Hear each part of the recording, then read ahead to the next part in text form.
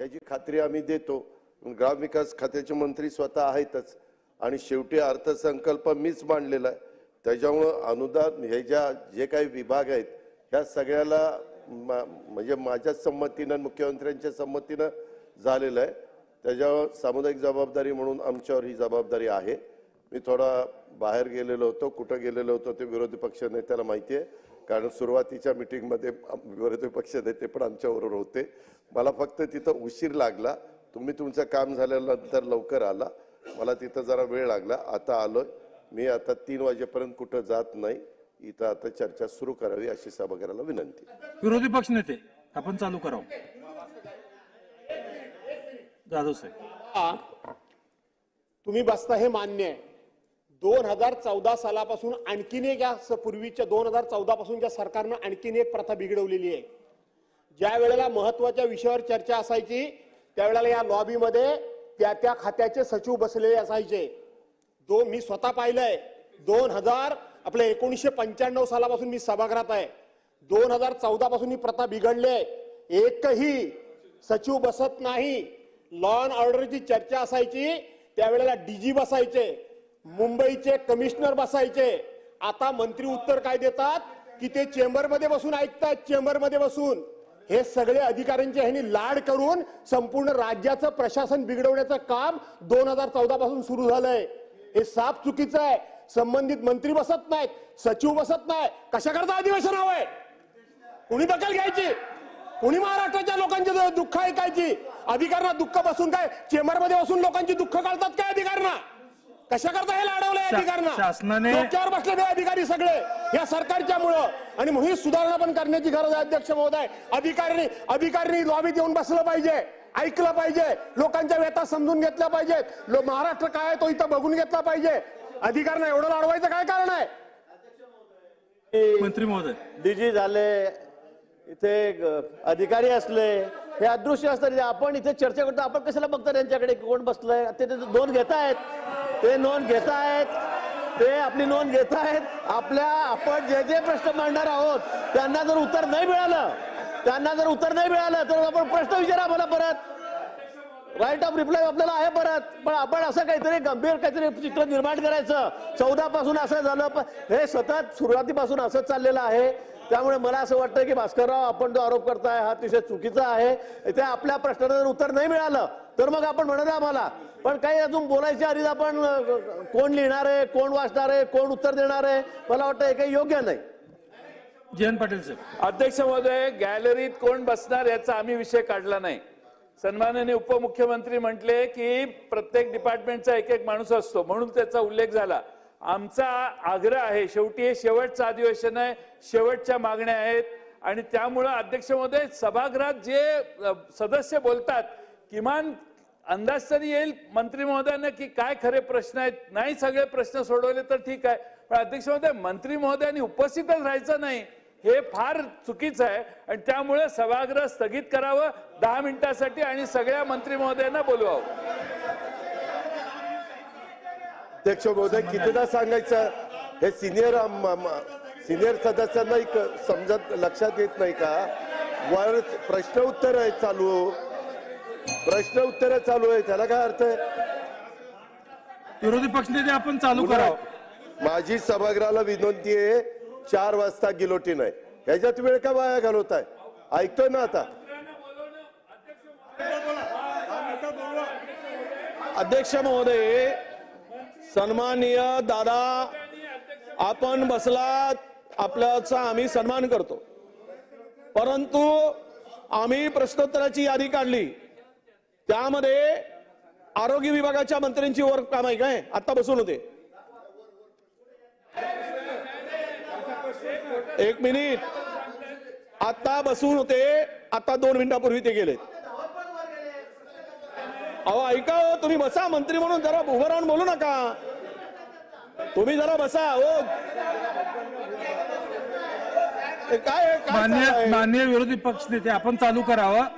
4 वाजता गिलोटीन आहे, यामध्ये टाइम असं होत नाही। तुम्ही 10 मिनिटांसाठी सभागृह स्थगित करा आणि मंत्री आल्यानंतर बोलवा। 4 विषयाच्या संदर्भातली चर्चा आहे। 4 विभागाची आणि त्यातले फक्त एकमेव मंत्री आहेत. दादा तुम्ही म्हणताय तुमचा आम्ही हे करू, आदर करू, पण मला सांगा विभागवार चर्चा होत असताना विभागवार जे विषय येतात तुमच्या बजेट मधले जे विषय वेगळे असतात. अरे काय तुम्हाला अध्यक्ष महोदय हे केवढे गंभीर आहेत. विरोधी पक्षनेत्यांनी या बजेटसाठी मी जवळपास 52 पत्र दिली माहितीसाठी. एकाही पत्राचं उत्तर सचिवांनी दिलं नाही. एवढी मस्ती यामध्ये आली आहे. 62 पत्र दिली अध्यक्ष महोदय मला विधान भवन बजेटसाठी. हे गंभीर आहे. हे गंभीरता आहे तुमची, गांभीर्य आहे तुम्हाला सभागृहाच्या कामाचं. अरे काय बोलावं आम्ही. आणि म्हणून बोलू द्या. विरोधी पक्षनेते बोलतायत. काय म्हणून हे गंभीर नाही. आम्हाला स्थगित आमची मागणी अध्यक्ष महोदय आपण जोपर्यंत मंत्री येत नाहीत तोपर्यंत पण मागण्या मंजूर करा आणि पुढचं विनियोजन बिल घ्या. त्यांना बोलायचं नाही. आमची तयारी आहे. विरोधी पक्षनेते आपण चालू करा. अरे 10 मिनिट आता तर 10 मिनिट झाले होते की चालू करावं. तुमच्या बहुमताच्या बरावर जे करायचं ते करा. हेच चाललंय या राज्यामध्ये. हेच चालू आहे. तुम्ही खरं म्हणजे चालू आहे करा ना. चालू आहे गिरीश भाऊ. चालू आहे. काय काम करायची. विरोधी पक्षनेते आपण बोलत राहा. बोला. बोलवा म्हणून सूचना द्या ना.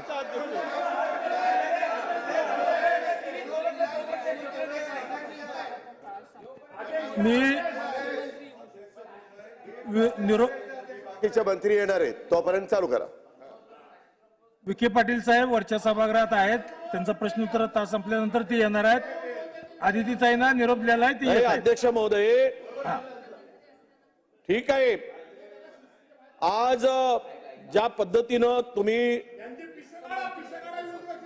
सभागृहामध्ये ज्या पद्धतीनं तुम्ही वागताय हे अधिवेशन होत असताना तमाम महाराष्ट्रातील जनतेचे प्रश्न आणि त्या प्रश्नाला न्याय म्हणजे जनतेला न्याय मिळावं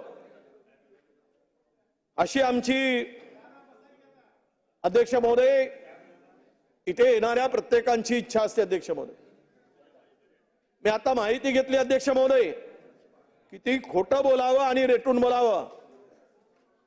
महिला बाल कल्याण आणि आरोग्य विभाग ग्रामविकास मंत्री महोदय इकडे लक्ष द्या.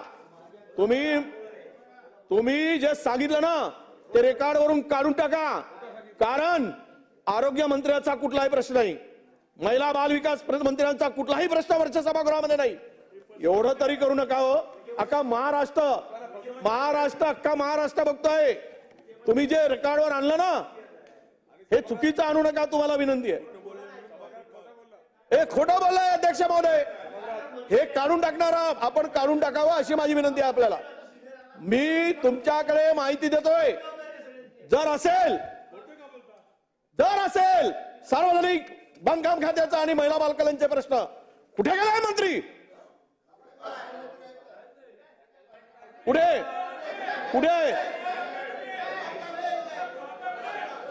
अरे महिला हे यांच्याकडे आहे काय. आदितीकडे आहे.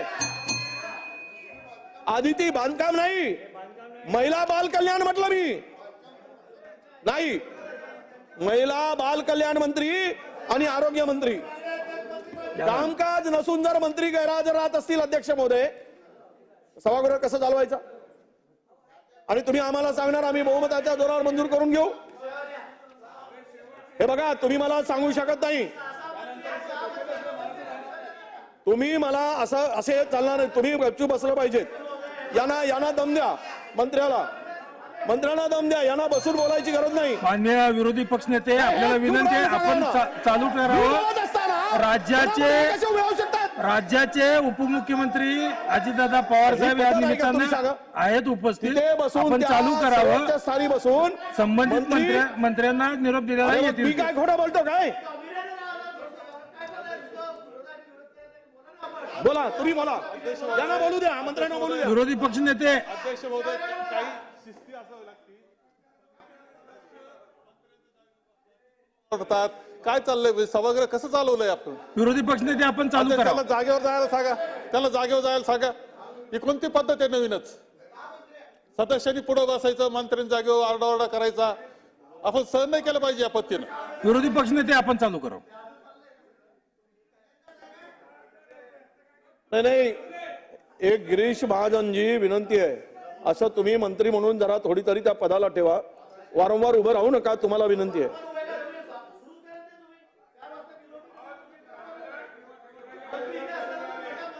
आता मी यांचा ऐकून सुरू करू, तुमचा ऐकून नाही, या मंत्र्यांचा ऐकून मी करू. आपल्याला विनंती आहे, आपण चालू करा. ऐकू का मी?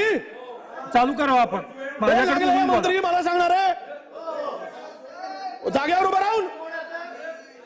अरे तुम्ही सूचना द्यायला पाहिजेत, मला सांगतायत. चालू करावं, चालू करा. 4 वाजता गेलोटी नाही. विरोधी पक्षनेते विनंती आहे, आपल्याला कन्क्लूड करा.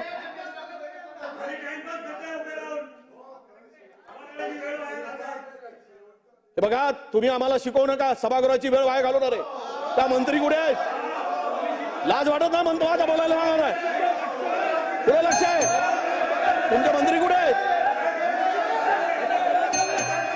महोदय, सन्मान्य अध्यक्ष महोदय, आता सभागृहात विरोधी पक्ष नेते जे काही बोलतायत किंवा एकंदरीत त्यांना कुणाला काही चर्चा करायची नाही, तर मी आता आजच्या ज्या काही डिमांड्स आहेत त्या मागण्याच्या बद्दल मंजुरीच्या करता टाकतो.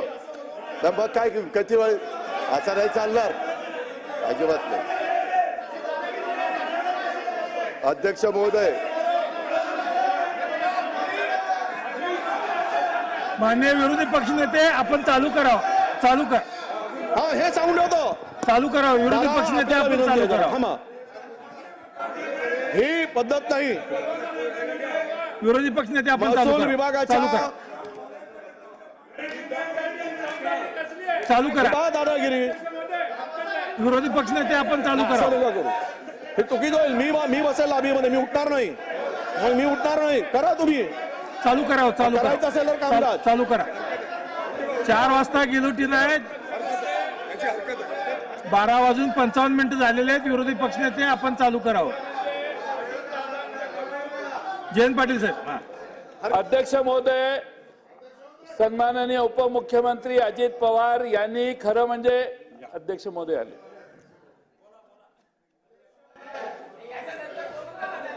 अध्यक्ष महोदय, सन्माननीय विरोधी पक्ष नेत्यांनी उपमुख्यमंत्री महोदयांनी खरं म्हणजे उरलेले आपले सहकारी ताबडतोब सभागृहात बोलवणं आवश्यक होतं. ऐका जरा. त्याऐवजी अध्यक्ष महोदय, उपमुख्यमंत्री म्हणतात तुम्ही बोलत नसाल तर मी मागण्या मताला टाकतो. हा एवढा उद्दामपणा बरा नाही. एवढा उद्दामपणा बरा नाही. अध्यक्ष महोदय, मंत्री महोदय हजर राहावेत, ही मागणी आमची सगळ्यांची आहे. शेवटचं अधिवेशन आहे, शेवटच्या डिमांड आहेत. अर्थसंकल्पाच्या मागण्यांवर सगळ्या मंत्र्यांना बोलायचं असतं.